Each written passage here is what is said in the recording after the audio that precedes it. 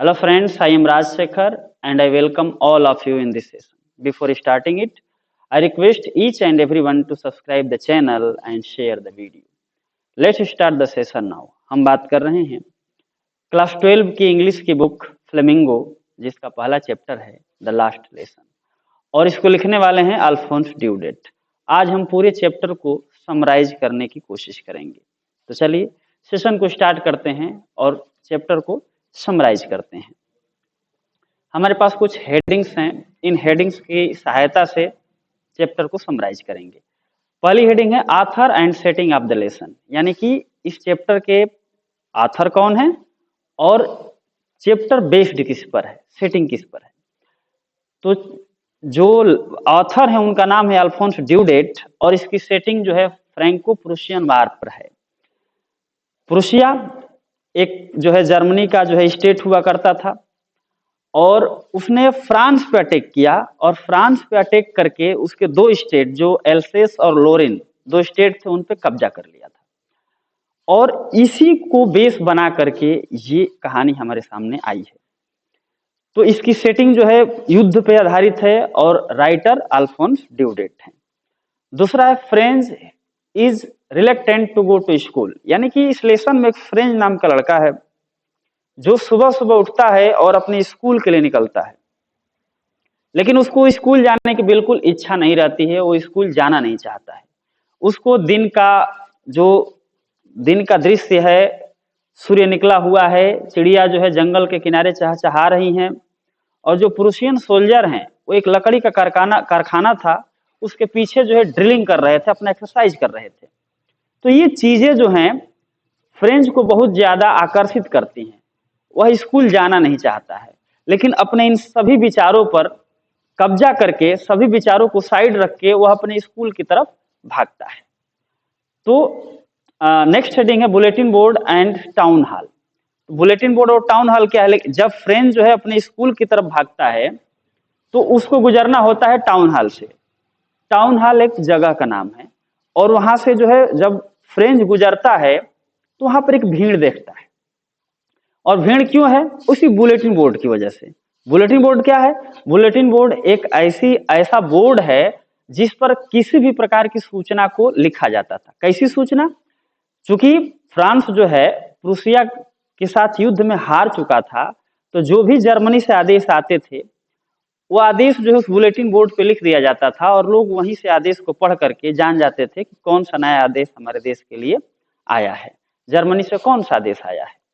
तो ये बात जो है बुलेटिन बोर्ड का इतना ही महत्व है कि उस पर संदेश आते थे, उस पर लिख दिया जाता था और लोग जाके पढ़ते थे। वहां भीड़ देखता है फ्रेंच तो आश्चर्यचकित होता है। वहां पर एक जो है ब्लैक स्मिथ हैं जिनका नाम जो है वाटर है और उनका एक अप्रेंटिस है, सहायक है, जो उनके साथ खड़ा था। जब फ्रेंच को भागता हुआ देखते हैं तो फ्रेंच से कहते हैं कि फ्रेंच इतनी जल्दी में क्यों हो, क्यों भागे जा रहे हो, तुम्हारा समय तो बहुत है, आराम से जाओ।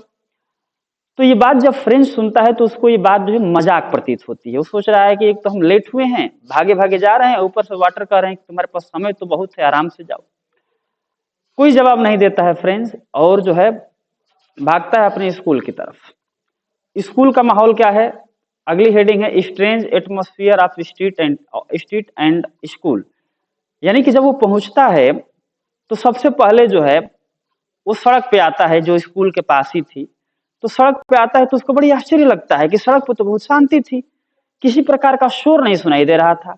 हालांकि जब वो सड़क पे आता था तो टीचरों के द्वारा जो है जो रूलर है उसको पटकते थे, एक डंडा होता है उसको जो टेबल पर पटकते थे, वो पटकने की आवाज, डेस्क को खोलने की बंद करने की आवाज, बच्चे जो रिसाइट करते थे, चैप्टर को बोल बोल के पढ़ते थे, उनके पढ़ने की आवाज वो सड़क पर ही सुनाई देने लगती थी। लेकिन आज जो है बिल्कुल सुनाई नहीं दे रही थी, बिल्कुल शांति थी। समझ में नहीं आ रहा था ये इस फ्रेंच को कि आखिर आज क्या बात है कि इतनी ज्यादा शांति है। हालांकि वो ऑलरेडी लेट हो चुका था, वो सोचा था कि ये शोर जो हो रहा है इस शोर का लाभ उठाएंगे और लाभ उठा करके चुपचाप अपनी डेस्क पर जा करके बैठ जाएंगे। भागते भागते वो स्कूल के नजदीक आता है तो स्कूल के नजदीक एक गार्डन था। गार्डन होता है और वो गार्डन किसी और का नहीं बल्कि एम हैमल का होता है। अब एम हैमल कौन है? एम हैमल टीचर हैं जो कि वहाँ स्कूल में फ्रेंच लैंग्वेज पढ़ाते थे। और ये जो फ्रेंच है, ये लड़का है जो उस स्कूल में पढ़ता था। फ्रेंच भागता है और स्कूल की तरफ जाता है। जब एम हैमल के गार्डन में पहुंचता है, एम हैमल एक छोटा सा गार्डन लगा कर रखते हैं, स्कूल के पास ही है वो बगीचा छोटा सा। जब वहां तक फ्रेंच पहुंचता है तो क्या देखता है कि बहुत ज्यादा शांति है, और खिड़की से देखता है, जो इसके क्लासरूम की खिड़की है, उस खिड़की से जब वो देखता है तो उसको उसको महसूस होता है, पता चलता है कि उसके सारे क्लासमेट ऑलरेडी जो है अपने अपने स्थान पर बैठ चुके हैं, अपने अपने क्लास अपने अपने टेबल पर, डेस्क पर जाके बैठ चुके हैं। इसको अजीब लगता है कि अब क्या करें, इतनी ज्यादा शांति है, जिस शोर का लाभ उठाकर मैं अंदर जाना चाहता था अब वो शोर भी नहीं हो रहा है।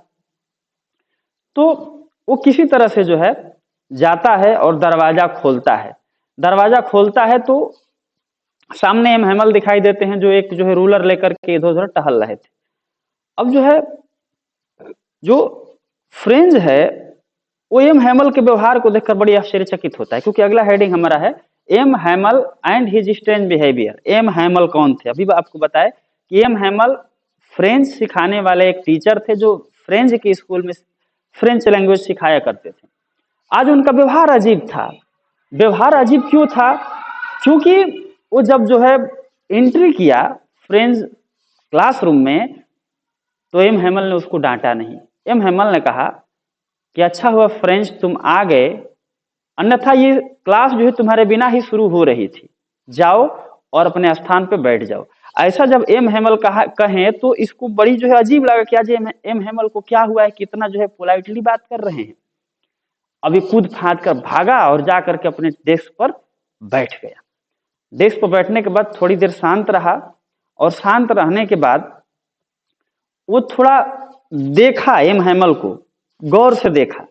तो गौर से देखा तो उसको कुछ अजीब सी चीजें दिखाई दी। अगला हेडिंग उसी के लिए है, French notices many unusual things at school. French को स्कूल में बहुत सारी अनयूजुअल चीजें दिखाई देती हैं। कौन कौन सी अनयूजुअल चीजें दिखाई देती है? जैसे उस दिन एम हैमल जो है अपना ग्रीन कोट पहने हुए थे, ब्लैक कलर की एक टोपी पहने हुए थे जो कि सिल्क सिल्क की बनी हुई थी, झालरदार जो है एक शर्ट पहने हुए थे। तो अपना सूट शर्ट और टोपी वगैरह कायदे से पहन के आए थे जब एम हैमल। तो ये बात जो है फ्रेंच को बड़ी अजीब लगती है, क्योंकि फ्रेंच को पता होता है कि एम हैमल ऐसी पोशाक तभी पहनते हैं जब कोई स्पेशल अकेजन हो, जैसे कि कोई पुरस्कार वितरण करने का अकेजन हो, चाहे निरीक्षण करने का कोई अवसर हो, इंस्पेक्शन का या प्राइज डे हो कोई, तब जाके वो जो है ड्रेस पहना करते थे एम हैमल। लेकिन आज वो ड्रेस पहने हुए थे, उसका कारण फ्रेंच को महसूस नहीं हो रहा है, पता नहीं चल रहा कि आज ये क्यों पहने हैं। ये सारी चीजें वो देखता है।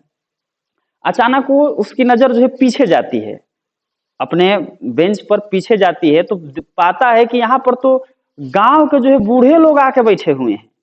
तो बूढ़े लोग आके बैठे हुए इस बात पर बहुत आश्चर्यचकित हो रहा है।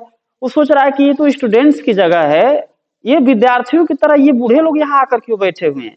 उन बूढ़े लोगों में भूतपूर्व मेयर थे, भूतपूर्व पोस्ट ऑफिस के जो है पोस्टमैन थे, जो है पोस्ट ऑफिस में काम करने वाले पोस्टमैन थे, मेयर थे, और एक ओल्ड हासर नाम के आदमी थे। ये सब आए हुए थे। तो समझ में नहीं आ रहा था कि ये क्यों आए हुए हैं। ठीक है, तो ये अनयूजुअल चीजें जो है दिखाई देती हैं। अब जो है फ्रेंच सोचने लगता है कि आखिर ये सब क्यों आए हुए हैं, इतनी सारी बातें सोच रहा है। फिर उसको याद आता है द ऑर्डर फ्रॉम बर्लिन। तो एम हैमल जो है खड़े होते हैं और खड़े होके कहते हैं कि आज मैं जो बात कहने जा रहा हूं उसको ध्यान से सुनिए, क्योंकि बर्लिन से आदेश आ चुका है। अब ये बर्लिन क्या है? बर्लिन जर्मनी की राजधानी है, और जो प्रूसिया है वो जर्मनी का ही हिस्सा हुआ करता था उस समय। और प्रूसिया ही फ्रांस पे अटैक करके 2 स्टेट पे कब्जा किया था, जिसमें लोरिन और एल्सेस थे, और ये कहानी लोरिन और एल्सेस की ही चल रही है। तो एम हैमल बता रहे हैं कि बर्लिन से आदेश आ चुका है। कैसा आदेश आ चुका है? एम हैमल बताते हैं कि आदेश यह आया है कि अब जो है लोरिन और एल्सेस, ये 2 स्टेट हैं, इन दोनों स्टेट्स में फ्रेंच लैंग्वेज नहीं सिखाई जाएगी, बल्कि फ्रेंच की जगह पे जर्मन लैंग्वेज सिखाई जाएगी, क्योंकि जर्मनी की भाषा जर्मन है और चूंकि जर्मनी ने हराया था फ्रांस को, तो फ्रांस पे अपनी भाषा थोप रहा था कि अब जो स्कूलों में ये फ्रेंच नहीं सिखाई जाएगी बल्कि जर्मन लैंग्वेज सिखाई जाएगी। ये बातें जो है एम हैमल बताने लगे। वो बताते हैं एम हैमल साहब कि चूंकि अब तो जर्मन पढ़ाई जाएगी, इसलिए आज मेरा आखिरी दिन है यहाँ क्लास में, इसके बाद मैं चला जाऊंगा, कल नए टीचर आएंगे और कल से आपको जर्मन पढ़ाना स्टार्ट करेंगे। तो ये बातें जब फ्रेंच सुनता है तब उसको समझ में आता है, चीजें जो है, तस्वीर जो है उसको साफ होने लगती है कि मामला क्या है, कि आज जो है इतना गंभीर माहौल बना हुआ है। और जो टाउन हॉल के सामने, बुलेटिन बोर्ड के सामने भीड़ लगी थी, वो भीड़ क्यों लगी थी? एम हैमल ये ग्रीन सूट क्यों पहने हुए हैं, फ्रिल्ड शर्ट क्यों पहने हुए हैं, और ये जो है अपनी स्पेशल कैप क्यों लगा के आए हैं, ये सारी बातें साफ होने लगती है। अब जो है changing of opinion of French, अब फ्रेंच का दृष्टिकोण चेंज होने लगता है। क्योंकि उस दिन जो है फ्रेंच को पार्टिसिपल पर क्वेश्चन पूछे जाने थे, इसीलिए वो स्कूल जाना नहीं चाहता था। उसको फ्रेंच लैंग्वेज बिल्कुल नहीं आती थी। लेकिन जब एम हैमल ने सूचना दिया कि अब फ्रेंच सिखाई नहीं जा सकती है क्योंकि अब उसी जगह पे जर्मन लैंग्वेज सिखाई जाएगी, तो फ्रेंच जो है बहुत ज्यादा आश्चर्यचकित होता है।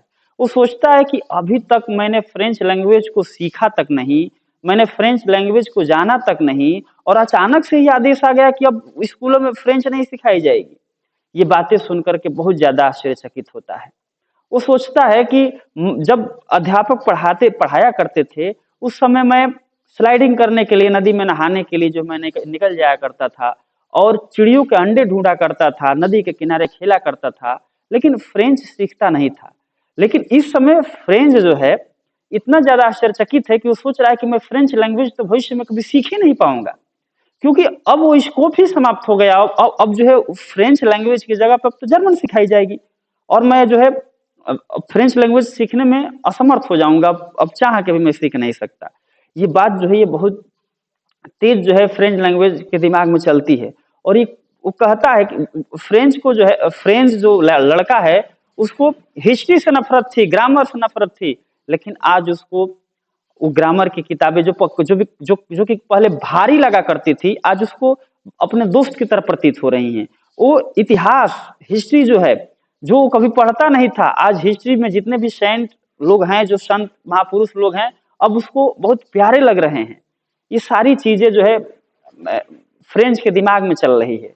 दूसरी चीजें ये होती है कि फ्रेंच जो है एम हैमल से बहुत नफरत करता था, एम हैमल मारा पीटा करते थे, लेकिन आज जो है जब उसको एहसास हो रहा है कि एम हैमल जो है यहाँ से चले जाएंगे, तो वो भूल गया है कि एम हैमल जो है पीटा करते थे, वो सारी चीजें भूल जाता है, और फ्रेंच को एम हैमल पे दया आने लगती है।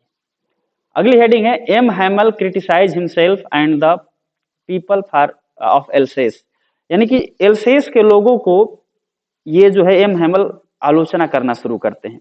वो कहते हैं कि आज हम स्कूल में बैठे हुए हैं और पढ़ लिख रहे हैं, लेकिन बाहर अगर कोई हमसे पूछेगा कि तुम फ्रांस के रहने वाले हो और फ्रेंच बिल्कुल नहीं जानते हो, तो क्या जवाब दोगे?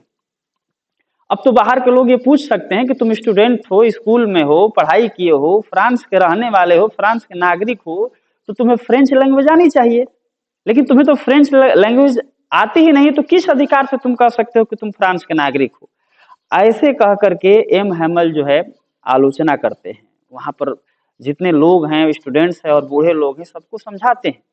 वो कहते हैं कि हमारी आदत सी बन गई है कि जब हम सीखने की प्रक्रिया से होकर गुजरते हैं, तो हम आज के काम को कल पे टालते चले जाते हैं। ये पूरे एल्सेस के लोगों की बीमारी है, ये एल्सेस के लोगों की जो आदत सी बन गई है।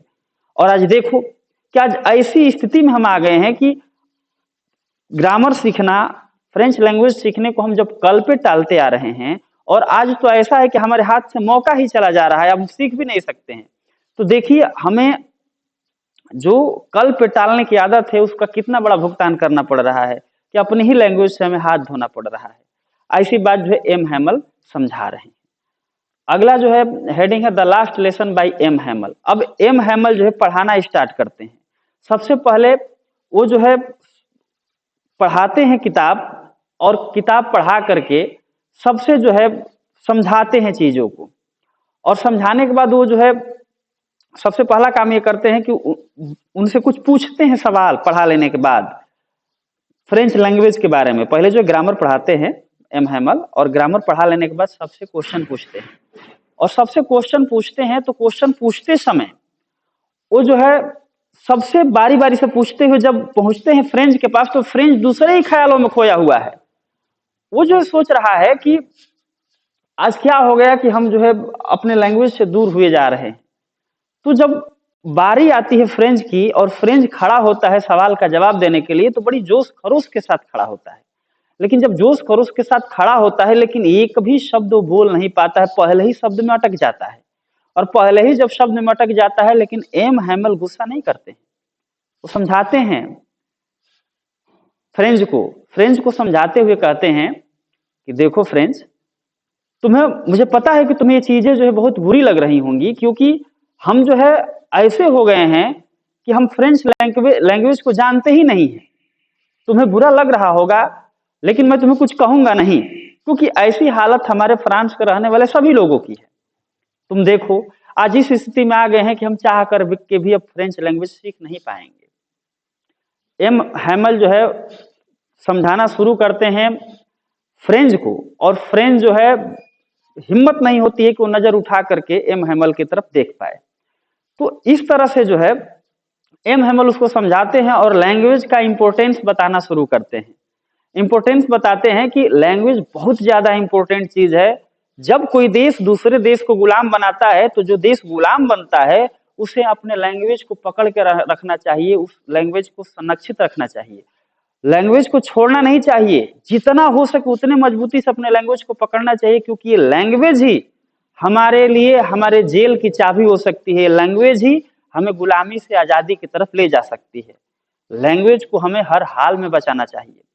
समझाते हुए बताते हैं हैमल साहब कि जो फ्रेंच लैंग्वेज हो दुनिया की सबसे लॉजिकल लैंग्वेज है, सबसे क्लियर लैंग्वेज है, और सबसे सबसे जो है अच्छी लैंग्वेज है।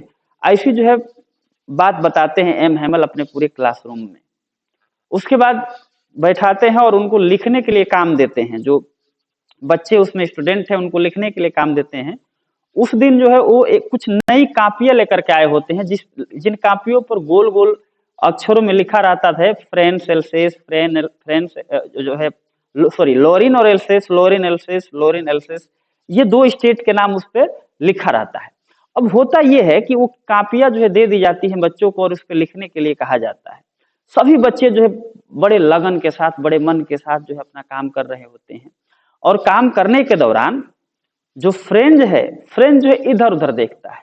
वो देखता है कि सभी लोग अपने काम में पूरी तरह से तल्लीन हैं, सभी लोग काम बड़ी ईमानदारी से अपना कर रहे हैं, और इतनी शांति है कि पेपर पे जो कलम चल रही है उस कलम की आवाज जो है सुनाई दे रही है। तो इस तरह से उस क्लास में थोड़ी देर के बाद कुछ कुछ जो है कीड़े मकोड़े थोड़ा उड़ते हैं, तो उस उड़ने को भी वो देखता है। और दूर छतों पर कुछ कबूतर जो है अपना बात कर रहे हैं, कबूतर बोल रहे हैं आपस में, तो उनके बोलने की आवाज जो है सुनता है कौन? फ्रेंच। तो फ्रेंच जब सुनता है तो वो कहता है कि ये जर्मनी के लोग हमारे ऊपर कब्जा कर लिए हैं, और कब्जा करके हमसे जबरदस्ती जो है जर्मन लैंग्वेज हम पे थोप रहे हैं। तो क्या ये लोग, ये कबूतर जो हैं हमारे क्षेत्र के, हमारे स्टेट के जो कबूतर हैं, पक्षी हैं, क्या इनसे भी ये जर्मन भाषा बोलवाएंगे? ऐसी जो बातें फ्रेंच सोचता है। और उसी समय एम हैमल खड़े होते हैं और खड़े होकर के बोलना शुरू करते हैं। उस समय एम हैमल के ऊपर जिस क्लासरूम में पढ़ा रहे थे, उस क्लासरूम से ऊपर जो है उनकी बहन जो है सामान को पैक कर रही थी, अपना बोरिया बिस्तर जो है पैक कर रही थी। तो पैक करने की आवाज जो है क्लासरूम में सुनाई देती है। तो इसको बहुत तकलीफ होती है, जो फ्रेंच है उसको बहुत तकलीफ होती है कि एम हैमल को हम दोबारा अब नहीं देख पाएंगे, क्योंकि एम हैमल कल जो है यहाँ से चले जाएंगे। एम हैमल जो है समझाते हुए कहते हैं कि आप लोगों को फ्रेंच नहीं आती है तो इसमें आप लोगों की सिर्फ गलती नहीं है, गलती हम सबकी है। और गलती गिनाना शुरू करते हैं। वो कहते हैं कि तुम्हारे जो पेरेंट्स हैं, माता पिता जो है, वो चाहते नहीं थे कि तुम लोग पढ़ो लिखो और कुछ भाषा वगैरह सीखो। वो चाहते थे कि तुम किसी कारखाना में काम करो, किसी खेत में काम करो, ताकि दो चार पैसे आए। और उनकी मन में इच्छा बिल्कुल नहीं थी कि तुम लोग कुछ सीखो। उसके बाद पहले तो पेरेंट्स को ब्लेम करते हैं, फिर खुद को ब्लेम करते हैं कि इसमें मेरा भी दोष है। मेरा ये दोष है कि जब भी मुझे फिशिंग करने का मन करता था, मछली मारने जाने का मन करता था, तो उस दिन मैं छुट्टी दे देता था और मैं मछली मारने निकल जाया करता था, अपने मनोरंजन की यात्रा पर निकल जाता था। और जिस समय मुझे पढ़ाना होता था, उस समय मैं तुम लोगों से अपने गार्डन के फूलों में पानी डालने के लिए कह दिया करता था। तो तुम्हारे माता पिता भी जिम्मेदार हैं, मैं भी जिम्मेदार हूं, और साथ साथ इसमें तुम लोग भी जिम्मेदार हो कि जब मैं पढ़ाता हूं तो तुम लोग ध्यान से नहीं देखते हो, और आज ये स्थिति आ गई है कि हमारे हाथ से फ्रेंच लैंग्वेज छूटने वाली है। अगली हेडिंग है the final goodbye of M Hamel. उसी समय 12 बजते हैं घड़ी में, यानी कि चर्च की जो घड़ी है उसमें 12 बजते हैं, और जैसे ही 12 बजते हैं उसी समय गाजे बाजे की आवाज सुनाई देने लगती है, क्योंकि जो कारखाने के पीछे प्रूशियन सोल्जर ड्रिल कर रहे थे, वो परेड करते हुए जो है स्कूल से होकर के गुजर रहे थे, तो उनके द्वारा बजाए जाने वाले वाद्य यंत्र स्कूल में सुनाई देने लगते हैं। तो एम हैमल खड़े होकर के और समझाते हैं, कुछ कहने की कोशिश करते हैं, लेकिन कहने में एम हैमल असमर्थ हो जाते हैं, और इशारा करके कहते हैं कि आज मेरा ये आखिरी लेसन है, विवे ला फ्रांस। कहने का मतलब फ्रांस लंबे समय तक जिए, फ्रांस की आयु जो है लंबी हो, फ्रांस जो है शोहरत करे। ऐसी बातें बोलने के बाद वो आगे कुछ बोल नहीं पाते हैं और हाथ से इशारा करके कहते हैं कि अब जो है स्कूल डिसमिस होता है, अब आप लोग अपने अपने घर जाइए। अब कंक्लूजन पे आते हैं। कंक्लूजन क्या है? कंक्लूजन ये है कि अगर कोई क्षेत्र युद्ध हारता है तो उसे क्या क्या चीजें भुगतनी पड़ती है, उसमें से लैंग्वेज के प्रति जो संवेदना है और लैंग्वेज के प्रति जो घटनाएं हैं, उस घटना को इसमें रखा गया है।